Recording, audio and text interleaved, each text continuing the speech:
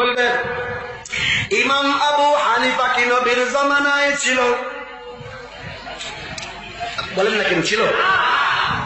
ওরা তখন খুশি হবে, খুশি হয়ে বলবে হানাফি মাযহাব কি নবীর জামানায় ছিল? ও তখন যখন বলবেন আপনি না, ও তখন খুশিতে বগল বাজাবে আর বলবে ইমাম আবু হানিফা নবীর জামানায় ছিলেন না, সুতরাং হানাফি মাযহাব নবীর জামানায় ছিল। প্রত্যেকটা মাযহাব হলো চতুর্থ শতাব্দীর নতুন বেদাত। নাউযুবিল্লাহ বলবেন না। সুতরাং যারা মাযহাব মানে এরা সবাই বেদাতি। বলে কি বলে না? আমাদের সমাজে কিছু ঘাওড়া আছে, ঘাওড়া বলেন তো, ঘাড় তেরা, ঘাড় ঢাকা থাকে। এই ঘাড় তেরা ব্যক্তিরা প্রশ্ন করে উত্তর জানার জন্য না, ঘাওড়ামি করার জন্য। এরকম লোক আছে কি নাই? ওদের উত্তর সোজা দিতে হয় না, একটু বাঁকা করে দিতে হয়। আমি শিখাই দিই আপনাদেরকে। ওদেরকে বলবেন ইমাম বুখারী কি নবীর জামানায় ছিল? প্রশ্ন করতে পারবেন না? আচ্ছা, ও যখন বলবে ছিল না, আপনি একটু খুশি হন, খুশি হয়ে বলবেন বুখারী শরীফ কি নবীর জামানায় ছিল? বলেন না কেন ছিল? ওর মাথায় যদি আল্লাহ ঘিলু রাখেন, গোবর ছাড়া ঘিলু রাখেন, বলেন না কেন ঘিলু রাখেন, তাহলে সে বলবে ইমাম বুখারী নবীর জামানায় ছিল না, কথা সত্য। বুখারী শরীফ নবীর জামানায় ছিল না, কথা সত্য। কিন্তু ইমাম বুখারী তার বুখারী শরীফের প্রথম পৃষ্ঠা থেকে নিয়ে শেষ পৃষ্ঠা পর্যন্ত যতগুলি হাদিস এনেছেন, প্রত্যেকটা হাদিস অবশ্যই অবশ্যই নবীর জামানায় ছিল। ছিল কি ছিল না? কিন্তু বুখারী নামে ছিল, মুসলিম নামে ছিল, এর মানে হাদিস ছিল না? আরে ছিল কি ছিল? কিন্তু বুখারী মুসলিম নামে ছিল। এতটুকু রাখেন। আরেকটা ওরে বলবেন বাপজান এই হাদিসটা তুমি কই পাইছো? ও বলবে এটি বুখারীর হাদিস। এটি বুখারীর। আপনি বলবেন তাহলে বোঝা গেল বেটা তুমি বুখারীর হাদিস মানো, নবীর হাদিস মানো না।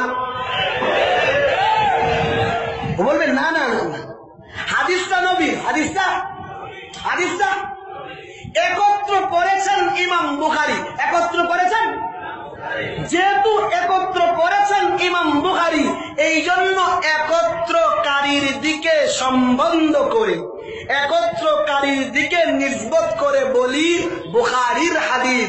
আসলে হাদিসটা বুখারীর না, হাদিসটা আমাদের নবীর। হাদিসটা নবীর হবার পরেও একত্র ইমাম বুখারী করার কারণে বলি এটি বুখারীর হাদিস। একত্র ইমাম মুসলিম হবার কারণে বলি এটি মুসলিমের হাদিস। আসলে হাদিস তো বুখারী মুসলিমের নয়, হাদিস আমাদের নবীর। হাদিস কার?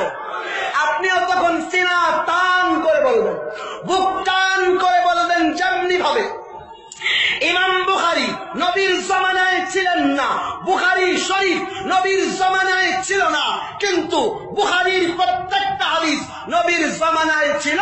ঠিক তেমনি ভাবে ইমাম আবু হানিফা নবীর জামানায় ছিলেন না, ইমাম শাফিঈ, ইমাম মালিক, ইমাম আহমদ বিন হাম্বল নবীর জামানায় ছিলেন না। তাদের হানাফি, শাফি, মালিকি, হাম্বলি নামে মাযহাব নবীর জামানায় ছিল না, কিন্তু তারা কোরআনের ভিতর থেকে, হাদিসের অন্দর থেকে যেই মাসআলাগুলি ইমাম আবু হানিফা, ইমাম শাফিঈ, ইমাম মালিক, ইমাম আহমদ বিন হাম্বলরা একত্র করেছেন, সেই মাসাইলগুলি কোরআনের ভিতরে, হাদিসের অন্দরে নবীর জামানা থেকেই ছিল। কিন্তু হানাফি, শাফি, মালিকি এই শিরোনামে ছিল, এই শিরোনামে ছিল। যেমন বুখারীর হাদিস ছিল, বুখারী নামে ছিল, বুঝলেন না? বলেন বুখারী নামে ছিল। তো হানাফি মাযহাব ছিল, হানাফি নামে ছিল, হানাফি নামে ছিল। যেমনি ভাবে হাদিসটা নবীর হবার পরেও একত্র ইমাম বুখারী করেছেন, এই জন্য নবীর হাদিস সরাসরি না বলে বলি কি বুখারীর হাদিস বলি। বলি বুখারীর, আসলে কি বুখারীর না নবীর? ঠিক তেমনি ভাবে মাসআলা মাযহাবটা কোরআন এবং হাদিসের একত্র করেছেন ইমাম আবু হানিফা। এই জন্য একত্রকারীর দিকে নিসবত করে, একত্রকারীর দিকে সম্বোধন করে বলি এটি হানাফি মাযহাব। আসলে হানাফি মাযহাব নয়, মাযহাব কোরআন এবং হাদিসের। মাযহাব কোন জায়গা? কিন্তু একত্র করেছেন যেহেতু তারা, আর একত্রকারীর দিকে সম্বন্ধ করে ওই মাসআলার সম্বন্ধ করা হয়, নিসবত করা হয়। যেমন হাদিস নবীর হবার পরেও বুখারী মুসলিমের বলি। এখনো আপনাদের কাছে মাযহাব পরিষ্কার হয়নি? হয়নি? আরেকটা উদাহরণ আর পরিষ্কার হবে। আমরা বলি একটু আগে আমরা নামাজ পড়ছি না, আসরের নামাজ। আসরের নামাজের সময় ইমাম রুকু করলে আমরা সবাই সেজদায় যাই। ইমাম সালাম ফিরাইলে আপনি, এখন আপনার এলাকায় একজন শায়েখ আসলো, মনে আছে তো? শায়েখ বিন মাদানী সাহেব এসে বলল, এই যে ইমাম সাহেব, এই ইমাম সাহেবকে ইমাম বানানোর কথা কোরআনেও আসে নাই, হাদিসে। আপনাদের এলাকার ইমাম সাহেবের নাম মনে হয় কোরআন শরীফে আসছে, হাদিসে তো অবশ্যই আসছে। ও বলল এই লোকটারে ইমাম বানানোর কথা কোরআনেও আসে নাই, হাদিসেও। বলেন না কেন? কোরআনেও আসে নাই, হাদিসেও।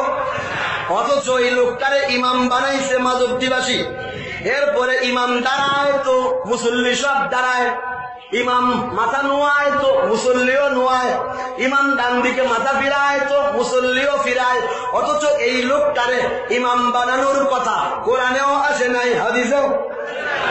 সুতরাং বোঝা গেল ইমাম সাহেব তো সরাসরি আল্লাহর জন্য রুকু করে, আল্লাহর জন্য সেজদা দেয়।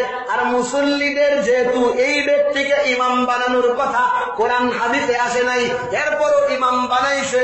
বোঝা গেল ইমামের নামাজ আল্লাহর জন্য, আর মুসল্লির নামাজ সব ইমামের জন্য। ইমাম সাহেব আল্লাহর জন্য ইবাদত করে, আর মুসল্লি ইমামের জন্য ইবাদত করে। এরকম ফতোয়া দেবার পরে ওই শায়েখ বিন মাদানীকে তো আমাদের নরসিংদীবাসীর পক্ষ থেকে ফুলের শুভেচ্ছা দেওয়া দরকার নাকি? ওরে কি বলবে? আরে বেটা আমার ইমামের নাম কোরআন হাদিসে আসে।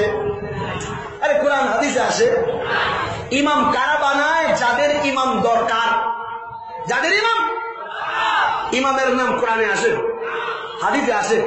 যে ইমামরা যদি ইমাম বানানোর জন্য কোরআন হাদিসের নাম ঠিকানা আসা লাগতো, তাহলে আমাদের এই নরসিংদীর মসজিদ গুলোর ইমামের আর নাম ঠিকানা দিয়া 30 পারা কোরআন শেষ হয়ে যেত না? আরে নাই যদি যেত না। যে ইমামের নাম কোরআন শরীফে আসে, হাদিসে আসে, যে ইমামের নাম কোরআন থেকে দেখাতে বলে ওই ব্যক্তি জ্ঞানী না আহম্মক?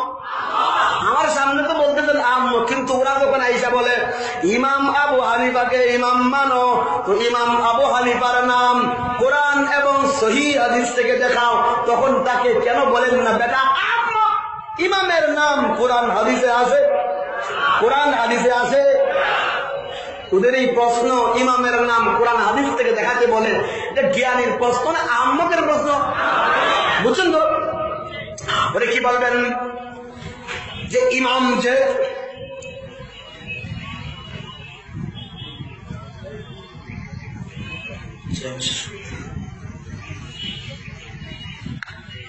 তো ইমামের নাম কোরআন হাদিসে আসে। যে ব্যক্তি আমরা কি বলি ইমাম, যেহেতু ইমাম এই জন্য সে সরাসরি আল্লাহর জন্য রুকু করে, সরাসরি আল্লাহর জন্য সেজদা দেয়। আর মুসল্লিরা ইমামের ইত্তেবায়ে, ইমামের তাকলিদে ইবাদত করে। কার? ইমামের ইবাদত করে। ঠিক তেমনি ভাবে মাযহাবের ইমামরা যেহেতু ইমাম, এই জন্য তারা নিজে নিজে কোরআন হাদিস থেকে মাসাইল বের করে আমল করেন। আর আমরা মাযহাবের ইমামের ইত্তেবায়ে, তার তাকলিদে ইবাদত করি। কার? যেহেতু